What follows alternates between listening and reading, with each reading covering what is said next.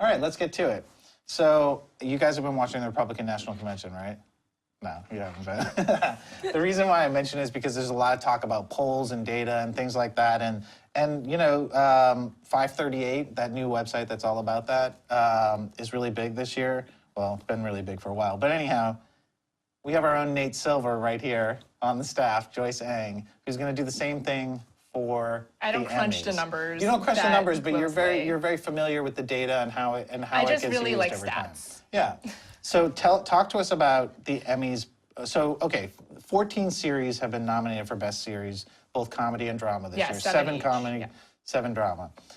Of those 14, 5 you say are just like no chance. There's no way they're going to get the Best Series. Yes, just based on history. Yeah. What's the magic code? Like, what's the golden ticket that they don't have? Those 5 shows, which are Blackish, Better Call Saul, House of Cards, Modern Family, and Unbreakable Kimmy Schmidt. Yeah.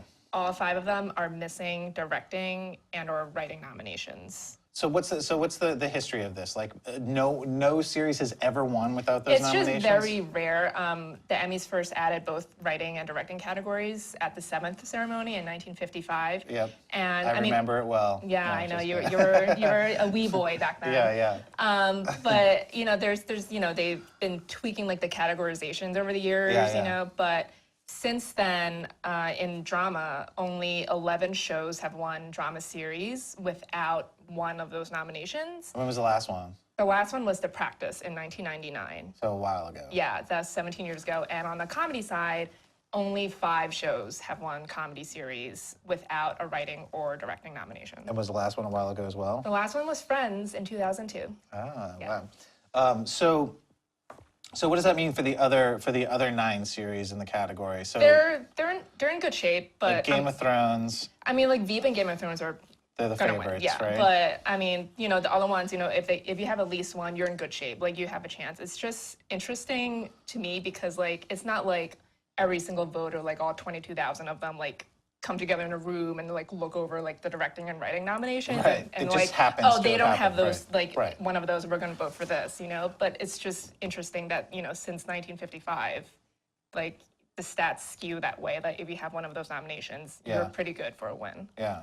So so it's kind of interesting because in a way, I think a lot of critics were really happy with the nominations this Yeah. year because they felt like that the field was widened. A lot of shows that hadn't gotten a lot of Emmys attention before were included, but basically you're here to be Well, some of those new shows have a chance, like the Grim Master Reaper of None. and be like, forget it. No. Master of None is a new critically yeah. acclaimed show. It has both a writing and a directing nomination for parents, Yeah, so yeah. it's in good shape. But it's probably going to be Veep. So and what Game of Thrones. do you think are those your choices, Sadie, for those categories, Veep and Game of Thrones, or no? They aren't my like picks. Like Yeah, they aren't yeah. necessarily what I want to win, but that is what Probably I'm what's predicting. going to win. Yeah. And Veep has 3 directing nominations and 2 writing. It has the most combined of all the other ones. All right, we'll have to see what happens. You'll have to give us some more doom and gloom when you check out the rest of the nominations next We time, right? have like 6 weeks. So. Yeah.